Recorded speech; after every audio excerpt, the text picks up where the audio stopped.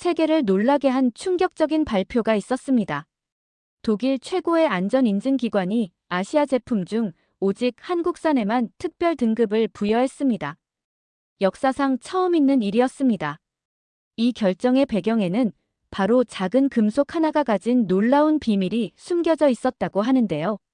한국이 세계 시장의 90%를 점유하고 있느니 제품 여러분은 알고 계셨나요? 우리가 일상에서 쓰는 이 평범한 물건이 세계인의 인식을 바꾸었습니다. 그의 눈을 통해 본 대한민국의 진짜 경쟁력 지금부터 시작합니다. 시청하기 전에 좋아요와 구독은 영상 제작에 큰 힘이 됩니다. 8위 5월의 아침은 언제나 조용하게 시작됩니다. 몽마르트 언덕 근처에 자리한 르 코르동 블루 아카데미 분교에서 쥘 베르몽 교장은 창문을 열며 하루를 시작했습니다. 30년 경력의 미슐랭 셰프에서 프랑스의 권위 있는 요리학교 교장으로 자리를 옮긴 쥘은 오늘도 뾰족한 코수염을 매만지며 완벽함을 추구했죠. 오늘은 압력 요리 실습이 있는 날이군. 쥘은 달력을 확인하고 고개를 끄덕였습니다. 저명한 프랑스 요리학교에서 다양한 국가의 조리도구를 테스트하는 날이었어요. 학생들은 각자 다른 국가에서 생산된 프라이팬과 압력솥을 사용해 동일한 요리를 만들며 품질과 안전성을 비교해 볼 예정이었습니다. 교장님, 실습실 준비가 다 됐습니다. 조교가 문을 두드리며 말했어요. 쥘은 고개를 끄덕이며 실습실로 향했습니다. 교실에는 25명의 학생들이 순백의 조리복을 입고 기다리고 있었죠. 각 테이블마다 프랑스, 독일, 이탈리아, 일본, 중국, 한국에서 제작된 조리도구들이 놓여 있었습니다. 여러분, 오늘은 압력 요리의 정확성과 안전성에 대해 배울 것입니다. 재료는 같지만 도구에 따라 결과물이 달라질 수 있다는 것을 직접 경험해 보세요. 쥘은 단상에 올라 설명을 시작했습니다. 그의 목소리에는 자부심이 넘쳤어요. 수십 년간 프랑스 요리를 최고로 여기며 살아온 그에게 프랑스산 도구의 우수성은 의심할 여지가 없는 사실이었습니다. 각 조리대에는 6개국의 제품이 준비되어 있습니다. 모두 같은 온도, 같은 시간으로 설정해 요리하세요. 학생들은 곧바로 작업을 시작했습니다. 실습실에는 30여 개의 버너에서 불꽃이 솟아올랐고 조리도구들은 점점 뜨거워지기 시작했죠. 쥘은 교실을 천천히 돌아다니며 학생들의 작업을 점검했어요. 그때였습니다. 펑! 갑작스러운 폭발음과 함께 비명소리가 들렸어요. 쥘은 소리가 난 방향으로 재빨리 달려갔습니다. 모두 뒤로 물러서세요. 중국산 프라이팬이 고온에서 변형되어 손잡이가 분리된 사고였습니다. 다행히 학생은 경미한 화상만 입었지만 이어서 또 다른 비명소리가 들렸어요. 교장님, 이것 좀 보세요. 일본산 조리기구도 비슷한 문제를 보이기 시작했습니다. 고온에서 뒤틀리며 균열이 생기기 시작한 거죠. 쥘은 당장 모든 학생에게 불을 끄라고 지시했습니다. 실습을 중단합니다. 모두 버너를 끄고 안전거리를 확보하세요. 혼란스러운 상황 속에서 쥘은 각 조리대를 점검하기 시작했어요. 프랑스산과 독일산 제품들은 약간의 변형만 있을 뿐 견딜만 했습니다. 그런데 이상한 점을 발견했죠. 이건 고장나지 않았네. 쥘은 한 학생의 조리대에서 한국산 조리도구를 발견했습니다. 다른 조리도구들이 모두 변형되거나 손상된 반면 한국산 제품만 완벽한 상태를 유지하고 있었어요.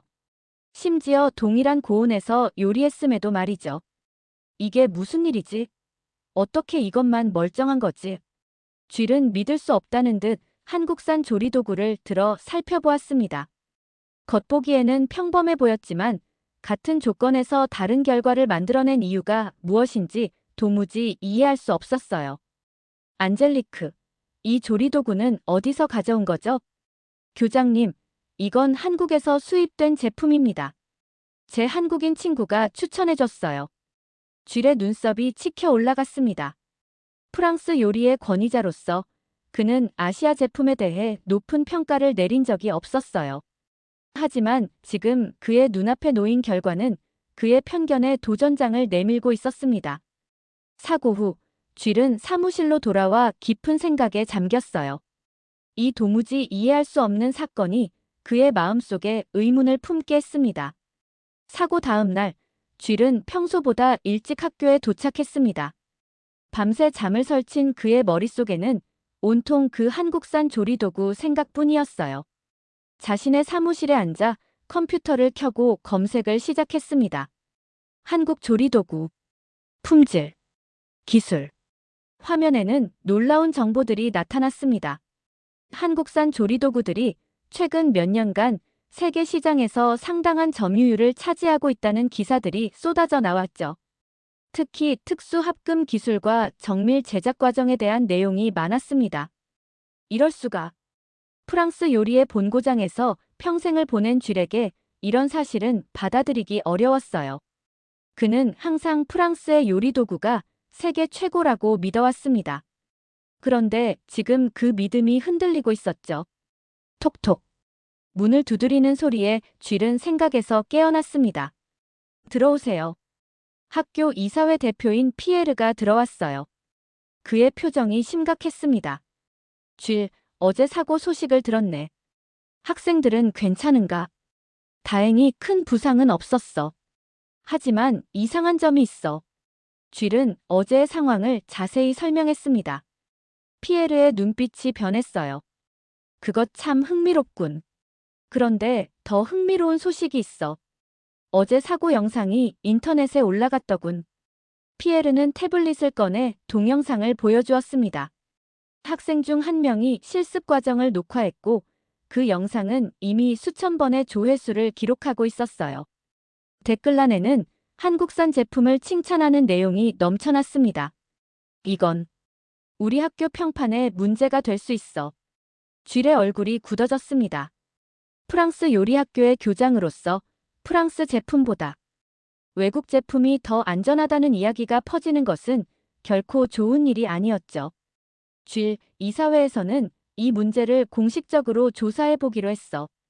그리고 자네가 직접 한국에 가서 그 기술을 확인해 보면 어떨까 하는 생각이 들었네.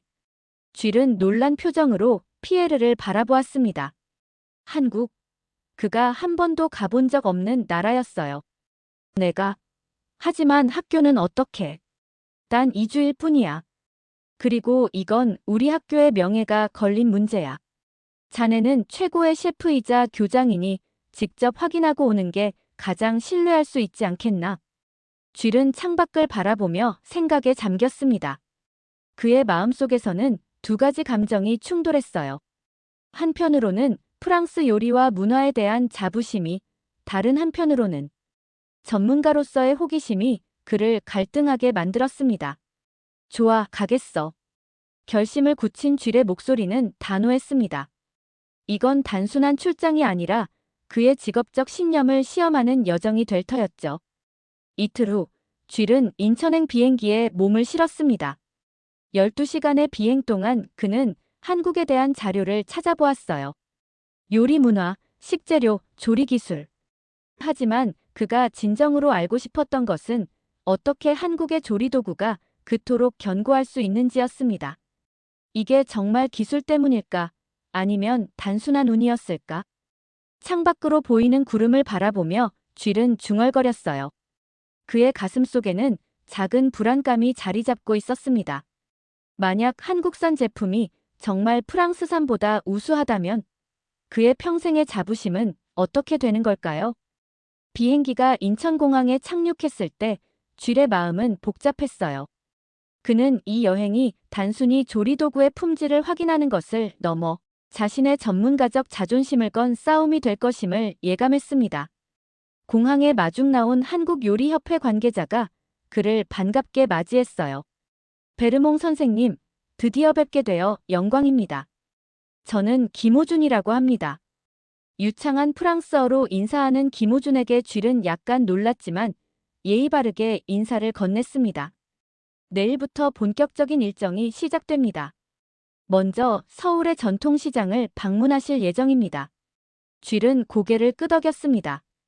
호텔로 향하는 차 안에서 창밖의 서울 풍경을 바라보며 그는 내일부터 시작될 여정이 어떤 변화를 가져올지 상상조차 할 수 없었어요. 한 가지 확실한 것은 이 여행이 끝날 때쯤 그는 이전과 같은 사람이 아닐 거라는 예감뿐이었습니다. 아침 6시, 쥘은 이미 깨어 있었습니다. 시차 적응이 되지 않아 잠을 설친 탓이었죠. 호텔 창문을 통해 서울의 아침 풍경을 바라보니 눈앞에 펼쳐진 도시는 예상과 달리 굉장히 현대적이었어요. 고층 빌딩들 사이로 아침 햇살이 반짝이는 모습이 파리의 그것과 다르지 않았습니다. 베르몽 선생님, 준비되셨나요? 통인시장으로 출발할 시간입니다. 김호준의 전화에 쥘은 서둘러 준비를 마쳤습니다. 그의 마음속에는 여전히 의구심이 자리 잡고 있었어요. 과연 이곳에서 무엇을 발견할 수 있을까? 프랑스 요리 도구보다 뛰어난 기술이 정말 존재할까? 호텔을 나서자 김호준이 그를 맞이했고 두 사람은 서울 종로구에 위치한 통인시장으로 향했습니다. 차창 밖으로 보이는 서울의 풍경은 쥘의 눈에 신기하게 비쳤어요. 현대적인 건물과 전통적인 한옥이 공존하는 도시 풍경이 독특했습니다. 이곳은 한국의 전통시장 중 하나로 100년이 넘는 역사를 가지고 있습니다. 많은 장인들이 대대로 가게를 운영하고 있죠. 김호준의 설명을 들으며 시장에 도착한 쥘은 생각보다 작고 소박한 시장의 모습에 약간 실망했어요. 하지만 시장 안으로 들어서자 활기찬 분위기와 다양한 냄새, 소리가 그를 반겼습니다. 이쪽으로 오세요. 오늘 만나실 분은 이 시장에서 50년 넘게 국밥집을 운영하신 김정희 할머니입니다. 좁은 골목을 지나 작은 식당 앞에 도착했습니다. 문을 열고 들어서자 70대로 보이는 작은 키의 노인이 커다란 무쇠솥 앞에서 음식을 준비하고 있었어요. 할머니, 프랑스에서 오신 셰프분 모시고 왔습니다. 김호준의 말에 김정희 할머니는 고개를 들었습니다. 그녀의 얼굴에는 세월의 흔적이 깊게 새겨져 있었지만 눈빛만은 맑고 선명했어요. 어서 오세요. 먼 곳에서 오셨네요. 김정희 할머니는 반갑게 인사하며 자리를 권했습니다. 쥘은 어색한 표정으로 앉았어요. 그는 무엇을 물어봐야 할지, 어떻게 대화를 시작해야 할지 몰랐습니다. 요리하시는 분이라고 들었어요. 우리 국밥 한 그릇 드셔보세요. 할머니는 쥘 앞에 뜨거운 국밥 한 그릇을 내려놓았습니다. 단순해 보이는 음식이었지만 향기가 깊고 풍부했어요. 쥘은 조심스럽게 한 숟가락 떠서 맛보았습니다. 네. 놀랍군요. 예상치 못한 깊은 맛의 쥘은 감탄했습니다. 단순해 보이는 국물 속에서 복잡하고 풍부한 풍미를 느낄 수 있었어요. 할머니, 이 솥은 얼마나 오래 사용하신 건가요? 쥘은 할머니가 요리하던 무쇠솥을 가리켰습니다. 겉보기에는 낡고 오래되어 보였지만 상태는 놀라울 정도로 좋아 보였어요. 이 솥? 30년은 넘었지. 내가 이 가게 시작할 때부터 쓰던 거예요. 쥘은 놀라움을 감추지 못했습니다. 프랑스에서라면 이런 오래된 조리도구는 박물관에나 있을 법했어요. 어떻게 이렇게 오랫동안 사용할 수 있는 거죠? 비결이 있는 건 아니야. 좋은 물건은 오래 써도 문제가 없지. 이건 우리나라에서 만든 솥인데 우리 할아버지 때부터 이런 솥을 써왔어. 김정희 할머니의 말에 쥘은 깊은 생각에 빠졌습니다. 그는 솥을 자세히 살펴보았어요. 겉으로 보기에는 특별해 보이지 않았지만 분명히 특별한 무언가가 있을 터였습니다. 이 솥을 만든 곳을 방문할 수 있을까요? 쥘의 질문에 김호준이 대답했습니다. 물론입니다. 내일 충청도에 있는 금속연구소와 공장을 방문할 예정이에요. 그곳에서 한국 전통 조리도구의 제작 과정을 직접 보실 수 있습니다. 점심을 마친 후 쥘은 시장을 둘러보며 다양한 한국 조리도구를 구경했습니다. 프라이팬, 압력솥, 냄비. 모두 단순하면서도 견고해 보였어요. 특히 한 가게에서 발견한 압력솥은 학교에서 사고가 났던 그 제품과 동일한 브랜드였습니다. 이것이 바로 그 제품입니다. 쥘은 압력솥을 손에 들고 꼼꼼히 살펴보았습니다. 겉보기에는 다른 나라의 제품과 큰 차이가 없어 보였어요. 하지만 사용된 재료, 마감 처리, 특히 손잡이와 본체의 연결 부분은 매우 정교했습니다. 이런 제품을 어떻게 만드는지 정말 궁금하군요. 쥘의 눈에는 이제 전문가로서의 호기심이 빛나고 있었어요. 처음의 의구심은 점차 진지한 관심으로 바뀌어 가고 있었습니다. 그는 내일 있을 공장 방문이 기다려졌어요. 시장을 나오면서 쥘은 문득 깨달았습니다. 이곳에서 본 모든 것들은 그의 예상을 뛰어넘고 있었어요. 김정희 할머니의 30년 된 속, 시장에서 본 다양한 조리도구들. 모두 그가 알던 상식과는 다른 세계였습니다. 내일은 어떤 놀라움이 기다리고 있을까? 호텔로 돌아가는 길, 쥘은 창밖의 서울 풍경을 바라보며 생각에 잠겼습니다. 그의 마음속에는 점점 더 깊은 호기심이 자리 잡고 있었어요. 아침 일찍 쥘은 김호준과 함께 충청도로 향하는 기차에 올랐습니다. 창밖으로 펼쳐지는 한국의 풍경은 도시에서 농촌으로 변해갔어요. 고층 빌딩들이 점차 사라지고 대신 푸른 산과 논밭이 눈에 들어왔습니다. 저기 보이는 건물이 한국금속연구소입니다. 조리도구뿐만 아니라 다양한 금속 제품의 연구와 개발이 이루어지는 곳이죠. 김호준이 가리킨 방향으로 고개를 돌리자 현대적인 건물 단지가 보였습니다. 쥘은 예상했던 것보다 훨씬 큰 규모에 놀랐어요. 그의 머릿속에는 작은 공방 같은 이미지가 있었는데 눈앞에 펼쳐진 것은 첨단 연구 시설이었습니다. 여기서 정말 전통 조리도구를 만드나요? 전통과 현대 기술의 융합이 한국 제조업의 특징입니다. 전통적인 제작 방식에 현대 과학을 접목시켜 더 나은 제품을 만들어내죠. 연구소에 도착하자 박재범 박사가 그들을 맞이했습니다. 50대 중반으로 보이는 그는 단정한 차림새와 친절한 미소로 쥘에게 인사했어요. 베르몽 선생님, 먼 곳에서 오신 걸 환영합니다. 오늘 우리 연구소와 공장을 둘러보시면서 한국 조리도구의 비밀을 조금이나마 이해하실 수 있길 바랍니다. 박재범 박사의 안내로 그들은 먼저 연구실을 방문했습니다. 여러 연구원들이 컴퓨터와 실험 장비 앞에서 바쁘게 움직이고 있었어요. 우리는 여기서 금속의 특성을 연구합니다. 특히 조리도구에 사용되는 합금은 열전도율, 내구성, 안전성 등 여러 요소를 고려해야 하죠. 박재범 박사는 컴퓨터 화면에 나타난 금속 구조 이미지를 보여주었습니다. 복잡한 그래프와 수치들이 화면을 가득 채우고 있었어요. 이건 우리가 개발한 특수 합금의 미세 구조입니다. 기존 스테인리스 스틸보다 내열성이 30% 향상되었고 균열 저항성은 2배 가까이 높아졌습니다. 쥘은 그래프를 자세히 살펴보았습니다. 전문 지식은 없었지만 그 차이가 상당함을 느낄 수 있었어요. 어떻게 이런 발전이 가능했나요? 수천 번의 실험과 실패 덕분이죠.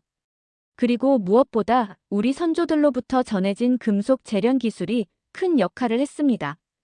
한국은 오래전부터 뛰어난 금속 기술을 가지고 있었어요.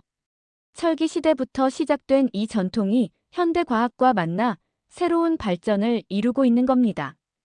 연구실을 나와 그들은 실제 제작 공장으로 향했습니다. 넓은 공간에 최첨단 기계들이 줄지어 서 있었고 작업자들이 분주히 움직이고 있었어요. 여기서 실제 제품이 만들어집니다. 모든 과정이 자동화되어 있지만 가장 중요한 단계는 여전히 사람의 손을 거치죠. 쥘은 생산 라인을 따라 걸으며 각 단계를 유심히 관찰했습니다. 금속판이 잘리고 성형되고 열처리되는 과정이 매우 정밀했어요. 특히 그의 눈길을 끈 것은 마지막 단계였습니다. 이 부분은 뭔가요? 쥘이 가리킨 곳에서는 몇몇 작업자들이 완성된 제품을 하나하나 손으로 만져보고 있었습니다. 최종 검수 단계입니다. 기계가 아닌 사람의 손으로 모든 제품을 확인하죠. 미세한 결함까지 찾아내는 건 아직 기계보다 사람의 감각이 뛰어납니다. 한 작업자가 프라이팬을 들고 천천히 표면을 살펴보고 있었어요. 그는 손끝으로 팬의 모든 부분을 만져보며 결함을 찾고 있었습니다. 저 작업자는 20년 경력의 전문가입니다. 그의 손끝은 마이크로미터 단위의 차이도 감지할 수 있죠. 쥘은 감탄했습니다. 첨단 시설 속에서도 여전히 사람의 손과 경험을 중요시하는 모습이 인상적이었어요. 이건 단순한 기술이 아닙니다. 박재범 박사가 진지한 표정으로 말했습니다. 우리에게 이건 마음의 문제예요. 누군가의 식탁에 오를 제품을 만든다는 책임감, 그리고 그 제품을 사용할 사람들의 안전을 생각하는 마음. 이런 것들이 모여 좋은 제품을 만들어내는 겁니다. 쥘은 깊은 생각에 잠겼습니다. 그동안 그는 단순히 기술적인 우수성만을 생각했는데 이제 그 이면에 있는 사람과 철학을 보게 된 거죠. 한 가지 더 보여드릴 게 있습니다. 박재범 박사는 쥘을 작은 실험실로 안내했습니다. 그곳에는 여러 종류의 조리도구가 놓여 있었어요. 이건 극한 환경 테스트룸입니다. 여기서 모든 제품은 정상 사용 온도의 2배 이상에서 테스트됩니다. 어떤 상황에서도 안전해야 하니까요. 박사는 버튼을 누르고 실험을 시작했습니다. 쥘은 유리창 너머로 조리도구가 점점 뜨거워지는 모습을 지켜보았어요. 온도계의 숫자가 빠르게 올라갔습니다. 일반적인 가정용 조리에서는 절대 경험할 수 없는 온도입니다. 하지만 우리 제품은 이런 극한 상황에서도 견뎌야 합니다. 시간이 지나도 조리도구는 멀쩡했습니다. 쥘은 입을 다물지 못했어요. 그가 학교에서 목격한 사고와는 완전히 다른 광경이었습니다. 이건 정말 놀랍군요. 하루의 방문을 마치며 쥘은 많은 것을 배웠다고 느꼈습니다. 한국 조리도구의 우수성은 단순한 우연이 아니었어요. 그것은 전통과 현대 기술의 융합, 그리고 무엇보다 사람의 정성과 철학이 만들어낸 결과였습니다. 내일은 좀 더 특별한 곳으로 모시겠습니다. 김호준의 말에 쥘은 고개를 끄덕였습니다. 그의 마음속에는 이제 호기심과 기대가 가득했어요. 다음 날 아침, 쥘은 김호준과 함께 또 다른 여정을 시작했습니다. 오늘의 목적지는 지방 소도시에 위치한 작은 공방이었어요. 서울에서 3시간 거리에 있는 이곳은 대규모 연구소나 공장과는 달리 소규모로 전통 방식의 조리도구를 만드는 곳이었습니다. 여기는 연구소와는 또 다른 매력이 있는 곳입니다. 대량 생산 제품도 좋지만 장인 정신이 살아있는 곳을 보여드리고 싶었어요. 차에서 내려 좁은 골목길을 따라 걷다 보니 작은 간판이 달린 건물이 나타났습니다. 명인 금속 공방이라는 글씨가 소박하게 쓰여 있었어요. 이곳은 이명수 명장님이 50년 넘게 운영해 오신 곳입니다. 특히 전통 무쇠 냄비와 솥을 만드는 기술은 국가에서 인정받은 무형문화재이기도 하죠. 문을 열고 들어가자 작은 불꽃과 쇳소리가 그들을 맞이했습니다. 이른이 넘어 보이는 노인이 작업대 앞에서 무언가를 다듬고 있었어요. 명장님, 프랑스에서 오신 손님을 모셔왔습니다. 이명수 명장은 작업을 잠시 멈추고 고개를 들었습니다. 수십 년의 작업으로 거칠어진 손과 깊은 주름이 진 얼굴이 인상적이었어요. 어서 오십시오. 멀리서 오셨네요. 쥘은 공손히 인사를 건넸습니다. 그의 시선은 즉시 작업대 위에 놓인 반제품 솥으로 향했어요. 이건 무엇인가요? 전통 방식으로 만드는 무쇠솥입니다. 요즘은 대부분 기계로 찍어내지만 우리 공방에서는 아직도 손으로 두드리며 만들죠. 더 오래 걸리지만 결과물은 비교할 수 없습니다. 이명수 명장은 천천히 작업 과정을 설명했습니다. 원료 선택부터 성형, 열 처리, 표면 처리까지 모든 과정에 그만의 비결이 있었어요. 명장님은 얼마나 오래 이 일을 하셨나요? 15살 때부터 시작했으니 60년이 넘었네요. 쥘은 놀라움을 감추지 못했습니다. 60년이라는 시간은 그가 상상할 수 없는 긴 세월이었어요. 그리고 저기 있는 젊은이는 내 손자입니다. 이제 그에게 기술을 물려주고 있죠. 이명수 명장이 가리킨 곳에는 30살 정도로 보이는 젊은 남성이 작업에 몰두하고 있었습니다. 그의 진지한 표정과 꼼꼼한 손놀림이 인상적이었어요. 요즘 젊은이들은 이런 일에 관심이 없을 텐데요. 쥐의 질문에 이명수 명장은 미소를 지었습니다. 사실 그렇습니다. 하지만 최근 몇 년 사이 변화가 있었어요. 젊은이들이 다시 전통 기술에 관심을 갖기 시작했죠. 특히 우리 제품이 해외에서 인정받기 시작하면서 더욱 그렇습니다. 이명수 명장의 손자가 다가와 인사를 건넸습니다. 안녕하세요. 이준호라고 합니다. 할아버지의 기술을 이어받고 있습니다. 쥐는 이준호와 대화를 나누며 왜 그가 현대적인 직업 대신 이 전통 기술을 선택했는지 물었어요.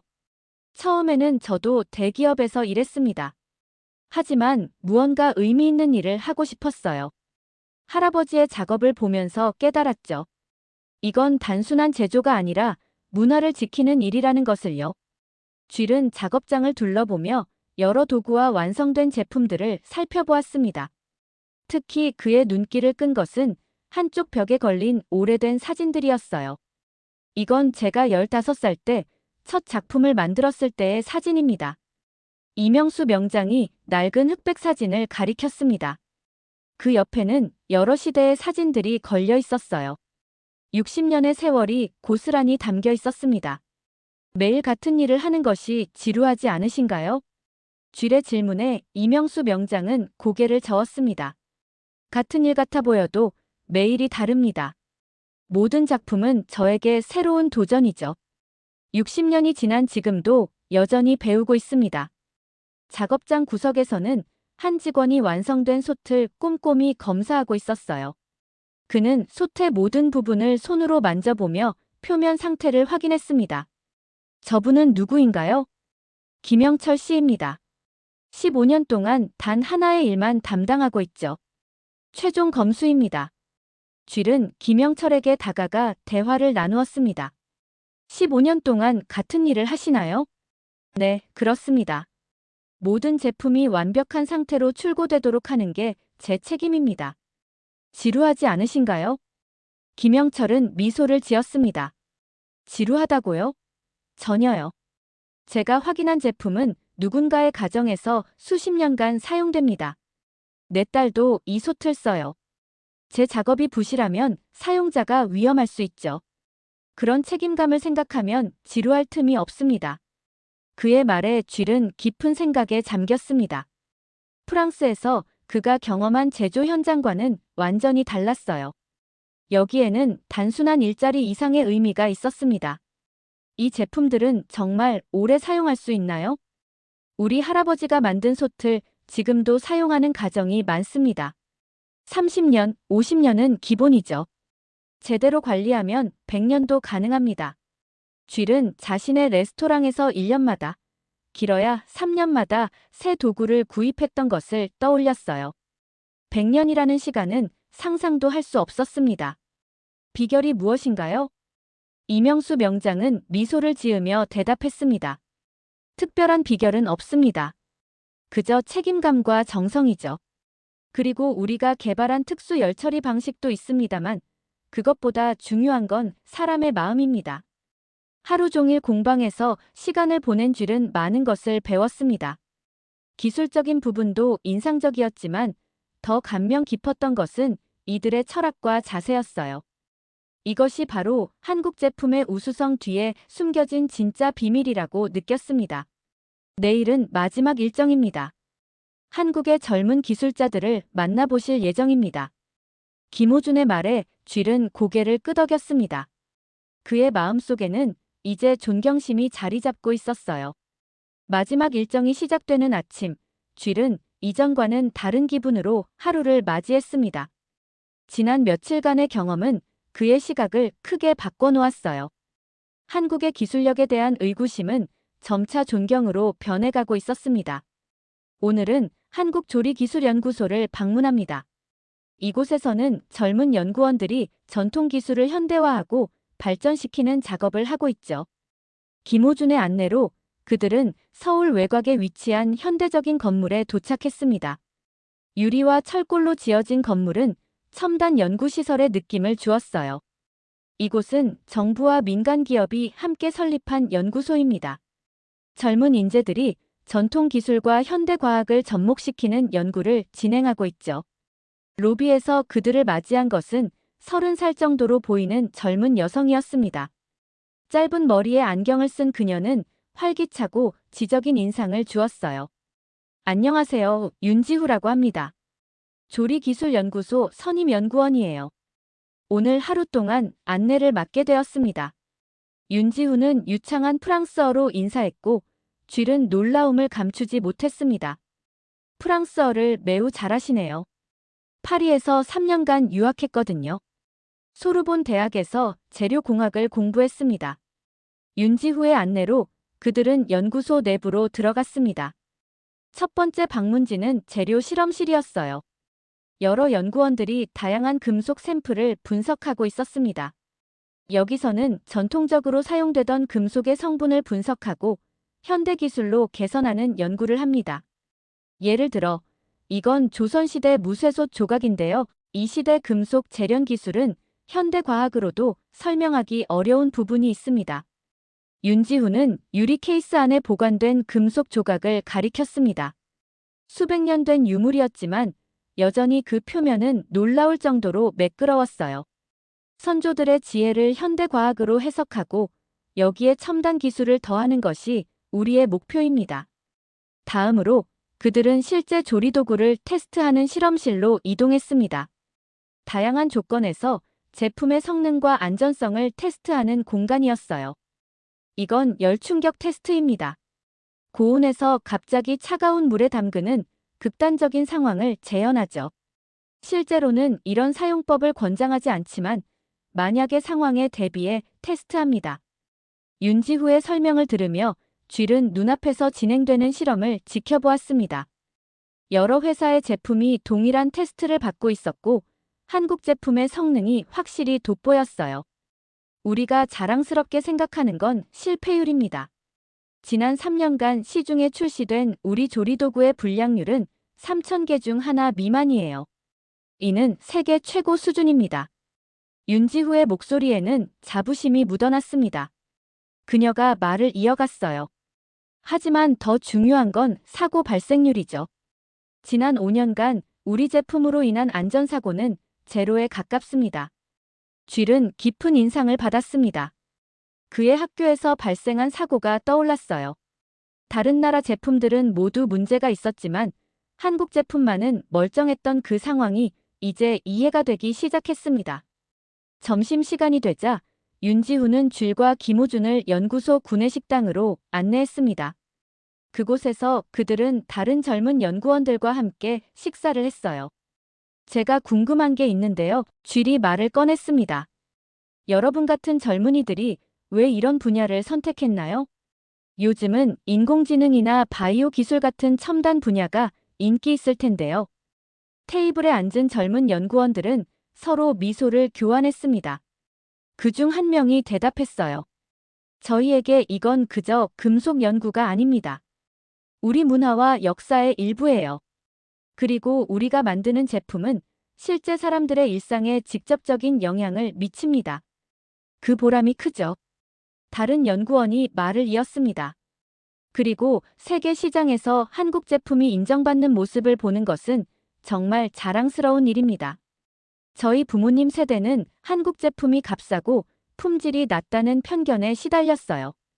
하지만 지금은 달라졌죠. 그 변화의 일부가 된다는 것이 의미 있습니다. 쥘은 이들의 말에 깊은 인상을 받았습니다. 그들의 눈에서 진정한 열정과 자부심이 느껴졌어요. 오후에는 연구소의 미래기술개발 부서를 방문했습니다. 이곳에서는 환경 친화적인 새로운 조리도구와 스마트 기술을 접목한 제품들이 개발되고 있었어요. 이건 우리가 개발 중인 탄소 중립 생산 방식입니다. 조리도구 제작 과정에서 발생하는 탄소 배출을 최소화하는 기술이죠. 윤지후는 자랑스럽게 설명했습니다. 쥘은 환경 보호에도 신경 쓰는 모습에 감명받았어요. 하루의 일정을 마무리하며 윤지후는 쥘에게 질문했습니다. 베르몽 선생님, 지금까지 보신 것들에 대해 어떻게 생각하시나요? 쥘은 잠시 생각에 잠겼습니다. 며칠 전만 해도 그는 한국 제품의 우수성을 의심했고 자국의 제품이 더 뛰어나다고 확신했었죠. 하지만 지금은 그의 생각이 완전히 바뀌었습니다. 정말 놀랍고 인상적입니다. 기술적인 측면도 훌륭하지만 더 감동적인 것은 여러분의 철학과 자세예요. 제품 하나에 담긴 책임감과 자부심. 이것이 진정한 품질의 비결인 것 같습니다. 윤지훈은 미소를 지었습니다. 감사합니다. 저희에게 그런 말씀은 큰 격려가 됩니다. 연구소를 나서며 쥘은 이제 프랑스로 돌아가 무엇을 할지 고민했습니다. 그가 본 것들은 단순한 기술 차이를 넘어 제품을 대하는 철학과 자세의 차이였어요. 이것을 어떻게 자신의 학교와 프랑스 요리계에 전할 수 있을까? 내일 프랑스로 돌아가시죠? 많은 것을 보고 배우셨길 바랍니다. 김호준의 말에 쥘은 고개를 끄덕였습니다. 그의 마음은 이미 결심으로 가득 차 있었어요. 이제 그는 프랑스에 돌아가 자신이 본 진실을 알려야 했습니다. 네, 많은 것을 배웠습니다. 그리고 이제 할 일이 생겼군요. 파리로 돌아온 쥘은 즉시 학교 이사회를 소집했습니다. 그의 표정은 진지했고 목소리에는 확신이 담겨 있었어요. 회의실에는 학교의 주요 인사들이 모두 모였고 그들의 표정에는 호기심과 의구심이 섞여 있었습니다. 여러분, 한국에서의 일주일은 제 인생을 바꾸어 놓았습니다. 쥘은 천천히 말을 시작했어요. 그는 한국에서 경험한 모든 것을 상세히 설명했습니다. 연구소의 첨단 기술, 전통 공방의 장인 정신, 그리고 무엇보다 제품 하나에 담긴 깊은 철학과 책임감까지. 솔직히 말하겠습니다. 제가 지금까지 알고 있던 많은 것들이 편견에 불과했다는 사실을 깨달았습니다. 이사회 구성원들 사이에서 작은 소음이 일었습니다. 일부는 의아한 표정을, 일부는 불편한 기색을 감추지 못했어요. 쥘, 자네가 그렇게 쉽게 마음을 바꿀 줄은 몰랐네. 피에르가 약간 비꼬는 어조로 말했습니다. 그는 프랑스 요리계의 보수파로 알려진 인물이었어요. 마음을 바꾼 게 아닙니다. 사실을 인정한 것뿐이죠. 쥘은 단호하게 대답했습니다. 그리고 그는 자신이 준비해온 제안을 꺼냈어요. 저는 우리 학교의 조리도구 공급업체를 변경하고 커리큘럼의 일부를 수정할 것을 제안합니다. 학생들에게 다양한 국가의 기술과 철학을 가르쳐야 합니다. 그리고 쥘은 잠시 말을 멈추고 깊게 숨을 들이마셨습니다.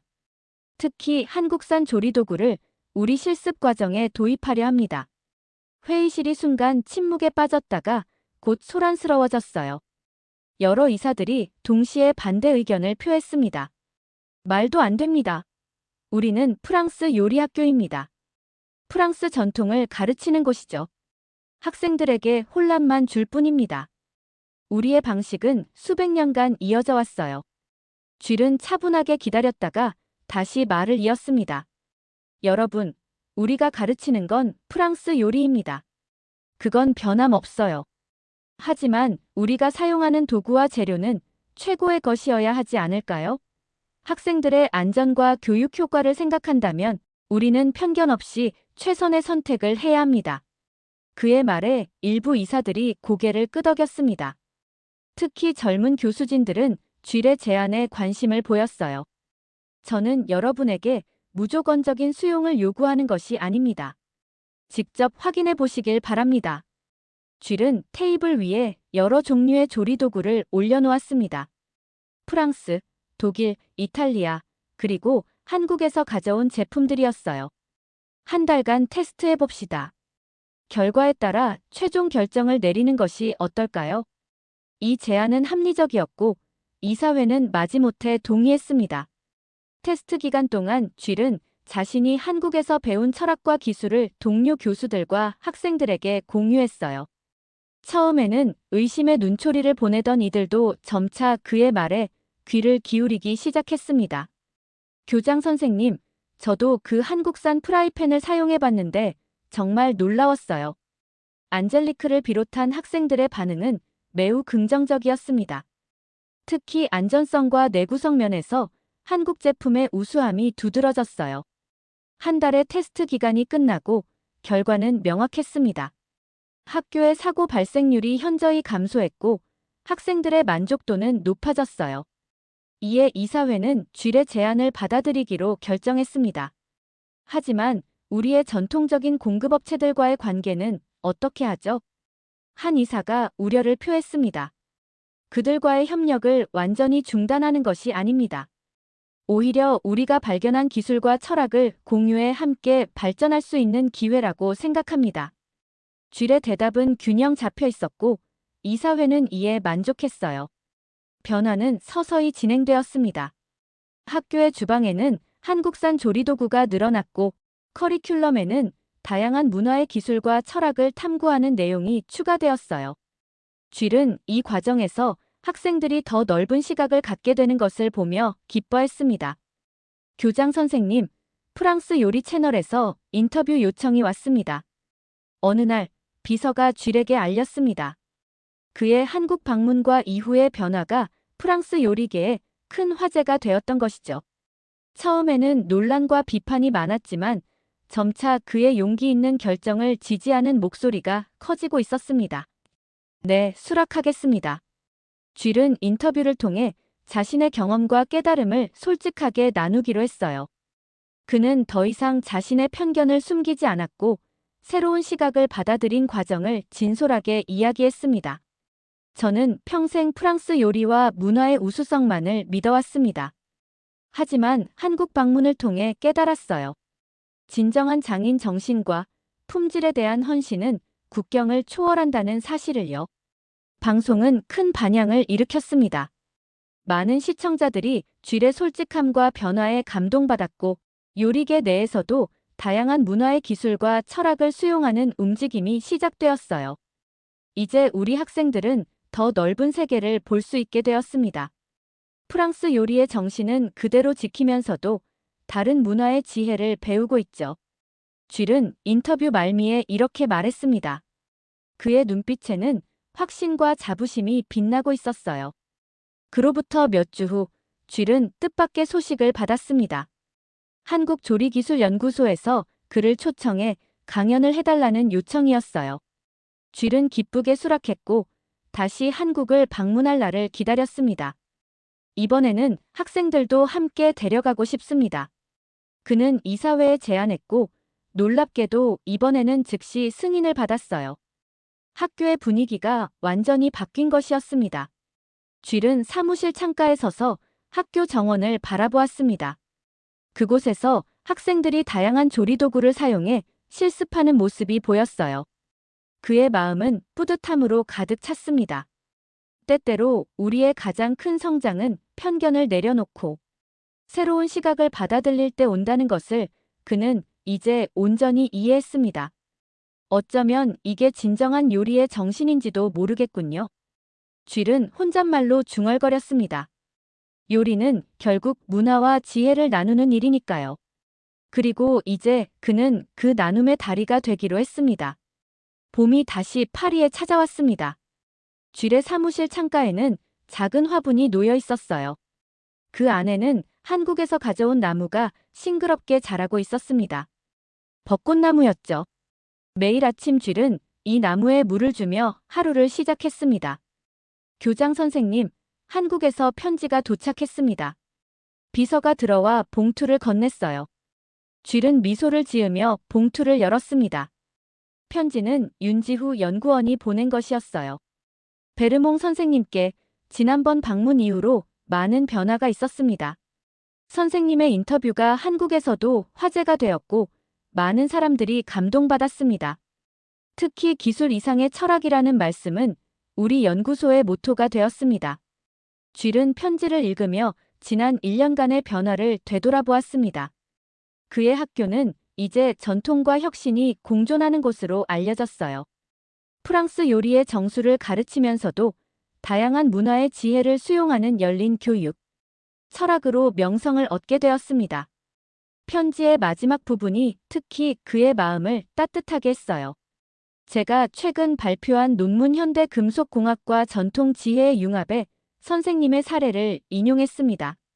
문화적 편견을 넘어 진정한 가치를 발견한 선생님의 이야기는 많은 이들에게 영감을 주고 있습니다.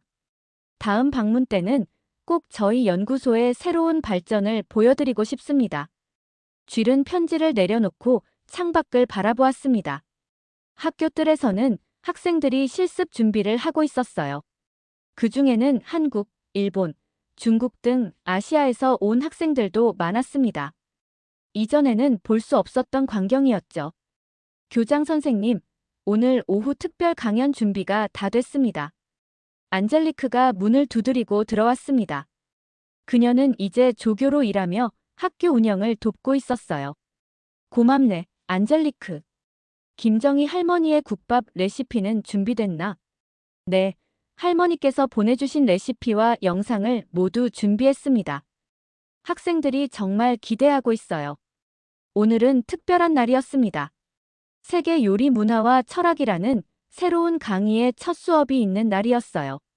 쥘이 직접 기획하고 가르치는 이 수업은 학생들에게 다양한 문화의 요리 철학을 소개하는 것이 목표였습니다. 수업이 시작되기 전 쥘은 자신의 사무실에서 잠시 명상에 잠겼습니다.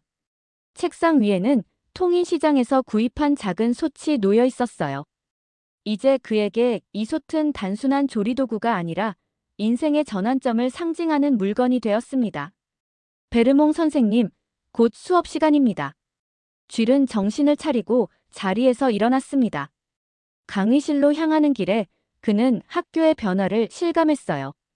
새롭게 단장한 실습실에는 세계 각국의 조리도구가 갖춰져 있었고 벽에는 다양한 음식 문화를 소개하는 포스터가 걸려 있었습니다. 강의실에 들어서자 100명이 넘는 학생들이 그를 기다리고 있었습니다. 예상보다 훨씬 많은 인원이었어요. 쥘은 감동의 미소를 지으며 강단에 올랐습니다. 여러분, 오늘 우리는 새로운 여정을 시작합니다. 요리는 단순한 기술이 아닙니다. 그것은 문화이고 철학이며 사람들의 삶과 직결된 예술입니다. 쥘은 천천히 말을 이어갔습니다. 1년 전, 저는 한국이라는 나라에 방문했습니다. 솔직히 말하자면 처음에는 의심과 편견을 가지고 갔어요. 프랑스 요리와 문화가 최고라는 확신에 차 있었죠. 학생들은 집중해서 그의 말을 듣고 있었습니다. 하지만 그곳에서 저는 놀라운 발견을 했습니다. 50년 동안 같은 솥으로 국밥을 끓이는 할머니, 60년간 같은 자리에서 무쇠솥을 만드는 명장, 그리고 전통을 현대 기술과 접목시키는 젊은 연구원들. 쥘은 잠시 말을 멈추고 교실을 둘러보았습니다. 학생들의 눈빛에서 호기심과 열정이 느껴졌어요. 그들에게 조리도구는 단순한 도구가 아니었습니다. 그것은 책임감이자 자부심이었어요. 제품 하나에 담긴 철학과 정성이 품질을 결정한다는 사실을 그들은 몸소 보여주었습니다. 쥘은 테이블 위에 놓인 다양한 조리도구를 손으로 가리켰습니다. 오늘부터 우리는 프랑스 요리의 정수를 지키면서도 세계 각국의 지혜를 배우게 될 것입니다. 좋은 요리사는 자신의 레시피만 고집하지 않습니다. 끊임없이 배우고 발전하고 때로는 과감히 변화하죠. 그의 말에 학생들이 박수를 보냈습니다. 쥘은 미소 지으며 수업을 시작했어요. 그날 첫 수업의 주제는 한국의 조리 철학과 기술이었습니다. 수업이 끝난 후 쥘은 자신의 사무실로 돌아왔습니다. 책상 위에는 또 다른 편지가 놓여 있었어요. 이번에는 프랑스 교육부에서 온 것이었습니다. 그는 천천히 편지를 열었고 놀라운 소식을 접했습니다. 르 코르동 블루 아카데미의 혁신적인 교육 방식이 인정받아 국제요리 교육 우수상을 수여하기로 결정했습니다. 쥘은 감격에 젖었습니다. 하지만 더 기쁜 것은 상이 아니라 그가 시작한 변화가 더 큰 움직임으로 이어지고 있다는 사실이었어요. 창밖을 보니 해가 저물고 있었습니다. 쥘은 책상 위에 놓인 작은 주전자로 차를 끓였어요. 그것은 김정희 할머니가 선물해준 전통 주전자였습니다. 그는 매일 아침 이 주전자로 차를 마시며 하루를 시작했죠. 차를 한 모금 마시며 쥘은 생각했습니다. 한 조리도구가 어떻게 그의 인생을 바꿨는지, 그리고 그 변화가 얼마나 많은 사람들에게 영향을 미쳤는지를요. 아마도 이게 진정한 요리의 힘이 아닐까? 그는 중얼거렸습니다. 문화와 지혜를 나누고 편견을 넘어 서로의 가치를 인정하는 것. 그것이 요리가 가진 진정한 힘이라고 그는 믿게 되었어요. 책상 위 달력에는 다음 달 한국 방문 일정이 표시되어 있었습니다. 이번에는 20명의 학생들과 함께 가는 연수 프로그램이었어요. 쥘은 그들이 자신과 같은 깨달음을 얻게 되길 바랐습니다. 이건 기술이 아니라 믿음입니다. 메이드 인 코리아는 단순한 라벨이 아니라 책임감과 철학이 만든 이름이었습니다. 그가 인터뷰에서 했던 말이 이제는 학교의 모토가 되었습니다. 그리고 쥘은 이 여정이 이제 막 시작되었다고 느꼈어요. 프랑스와 한국, 두 나라의 문화가 만나 더 큰 가치를 창출하는 여정이 말입니다. 밖에서는 저녁 수업을 준비하는 학생들의 활기찬 소리가 들렸습니다. 쥘은 미소를 지으며 창밖을 바라보았어요. 그의 눈에는 희망과 자부심이 빛나고 있었습니다. 한국은 짧은 시간에 놀라운 발전을 이룬 나라입니다. 그 과정에서 형성된 장인 정신과 책임감이 제조업의 DNA가 된 것 같습니다. 세미나가 끝난 후 저는 사무실로 돌아왔습니다. 책상 위에는 한국에서 가져온 작은 철판이 놓여 있었습니다. 그것은 이제 단순한 제품이 아니라 제게 중요한 가치를 상기시키는 상징이 되었습니다. 오늘도 끝까지 함께 해주셔서 감사합니다. 재미있게 보셨다면 구독과 좋아요로 응원해주세요. 다음에도 따뜻한 이야기로 찾아뵙겠습니다.